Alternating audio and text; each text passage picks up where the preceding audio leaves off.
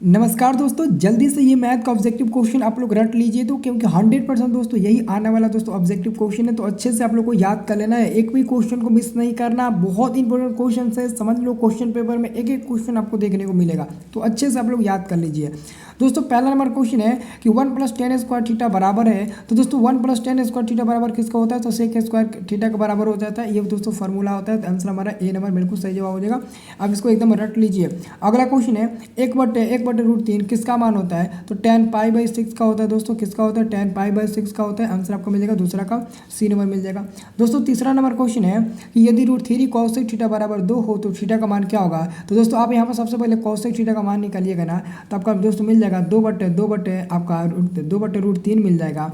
और दोस्तों मैं बात करूँ तो ये हमारा cos थीटा बराबर क्या हो जाएगा? 2/√3। cos कितना का मान होता है? तो cos दोस्तों 60 डिग्री का होता है। तो यहाँ पर cos 60 रख देंगे, cos कट देगा तो थीटा बराबर आपका 60 डिग्री मिल जाएगा। तो थीटा का मान 3 का आंसर मिलेगा आपका 60 डिग्री। दोस्तों अगला क्वेश्चन है 1 + tan स्क्वायर बटे आपका cos स्क्वायर है। दोस्तों ऊपर में अगर tan स्क्वायर है ना, तो आप ट्रिक से इसका भी आंसर वही लगाइएगा। अगर ऊपर में cot स्क्वायर रहता है तो ऊपर में cot स्क्वायर होगा, जो ऊपर में होगा आप उसी का आंसर ठीक लगा देना, वही होगा। ठीक है, ये आपका आंसर हो गया। अब देखो अगला क्वेश्चन है शंकु का पूर्ण क्षेत्रफल दोस्तों क्या होता है? शंकु का पूर्ण क्षेत्रफल, शंकु का पूर्ण मतलब कि संपूर्ण क्षेत्रफल क्या हो जाएगा आपका? ये हो जाएगा ऑप्शन नंबर आपका हो जाएगा आपका सी नंबर हो जाएगा पाई r × r+l हो जाएगा सी नंबर वाला। अगला क्वेश्चन है यदि PE बराबर 0.05 तो PE डैश का मान क्या होगा दोस्तों? 0.95 मिल जाएगा। आंसर दोस्तों आपका मिल जाएगा बी नंबर। आपका 6 का आंसर दोस्तों क्या मिलेगा दोस्तों? बी नंबर मिल जाएगा।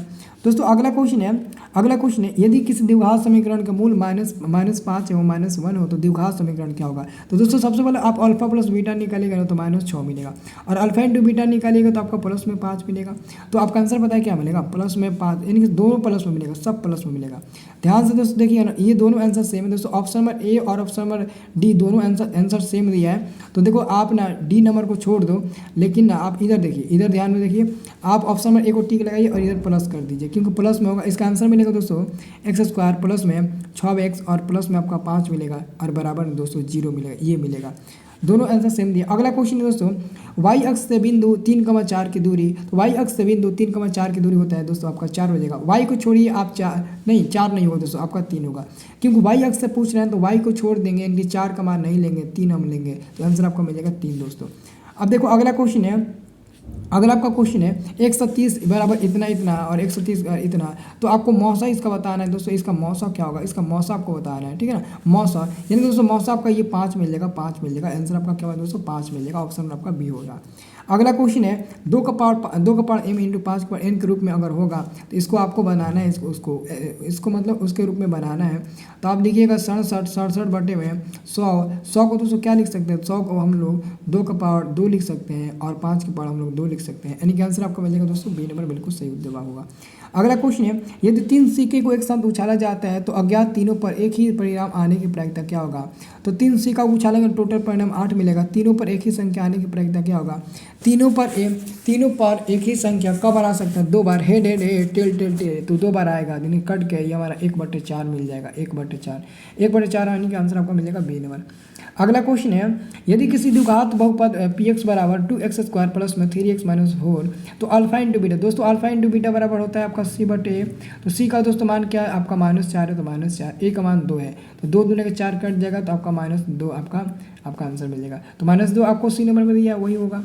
अगला क्वेश्चन है कि यदि बहुपद x² माइनस में 9x प्लस में a के गुणनफल आपका 8 है तो इसके शून्य क्या होगा? इसके शून्य आपको क्या होगा? ठीक है ना, इसके आपको शून्य बताना है कि गुणनफल क्या होगा। तो कुछ मत करना, आप एक काम करना, ये x² है ना, माइनस में आपका 9 है ना, और एक जगह पर आप क्या कर दो? 8 रख दो। एक जगह पर 8 रख दो, तो रख दोगे और इसका आप एलसीएम निकालोगे ना। इसका क्या निकालना आपको? क्या निकालना है दोस्तों? तो इसका आप फैक्टर तोड़िएगा ना, x² मिल जाएगा, x² और माइनस में 8x मिल जाएगा और माइनस में आपका x मिल जाएगा और प्लस में 8 मिल जाएगा। तो ये कॉमन लीजिएगा, x - 8 मिलेगा और इधर भी आपका x - 8 मिलेगा, x - 8 मिलेगा, तो माइनस इधर 1 होगा, यानी कि 1,8 मिलेगा। आपका आंसर मिलेगा दोस्तों डी नंबर आंसर हो जाएगा 1,8। अगला क्वेश्चन आपका कि यदि x² प्लस में ax माइनस में b शून्य के बराबर किंतु विपरीत चिन्ह के हैं तब आपको b का मान बताना है दोस्तों। 0 मिल जाएगा b का मान, यहाँ पर बी छूट गया तो बी का मान आपका 0 मिल जाएगा। अगला दोस्तों क्वेश्चन आपका, यदि किसी द्विघात बहुपद एक्स स्क्वायर माइनस में 2x प्लस में 5 बराबर 0 का मूल अल्फा कमा बीटा हो तो अल्फा प्लस बीटा, दोस्तों अल्फा प्लस बीटा बराबर माइनस में बी बटे ए होता है। तो माइनस बी का मान दोस्तों ऑलरेडी -2 है, तो -2 और ए का मान आपका 1 है, ये आपका प्लस में 2 मिल जाएगा, आंसर आपका मिल जाएगा बी नंबर दोस्तों। अगला क्वेश्चन है यदि बहुपद पी एक्स बराबर एक्स स्क्वायर प्लस में 7x प्लस में इतना, तो अल्फा इंटू बीटा का मान पूछ रहा है। अल्फा इंटू बीटा बराबर दोस्तों होता है सी बटे ए, तो सी का मान दोस्तों 10 है, ए का मान 1 है, 10 बटे 1 यानी कि 10 आपका आंसर मिल जाएगा, ऑप्शन नंबर ए मिल जाएगा। अगला क्वेश्चन है 5 प्लस 3 रूट 2 क्या है, तो अपरिमेय संख्या है, आंसर आपका मिल जाएगा बी नंबर अपरिमेय है। निम्नलिखित में कौन अभाज्य है, दोस्तों आपका 71 अभाज्य होगा, क्योंकि 71 किसी भी संख्या से नहीं कटेगा, तो 71 अभाज्य हो जाएगा। निम्नलिखित में कौन अपरिमेय है, दोस्तों अपरिमेय यानी कि आपका अपरिमेय कौन होगा, अपरिमेय नहीं है, अपरिमेय नहीं यानी कि आपका आंसर हो जाएगा सी नंबर, क्योंकि रूट 25 अपरिमेय नहीं है, उसका वर्गमूल 5 निकल जाता है।